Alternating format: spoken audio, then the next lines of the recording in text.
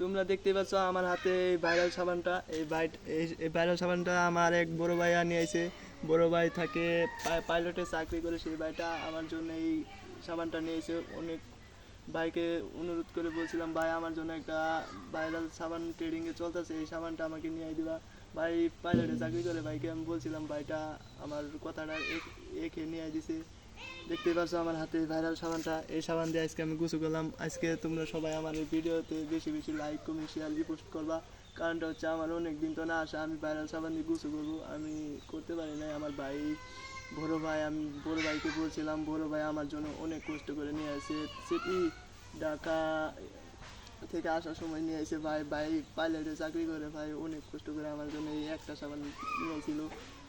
গোসল করে শেষ হয়ে যাচ্ছে, আর 3টা সাবান আছে আমার কাছে।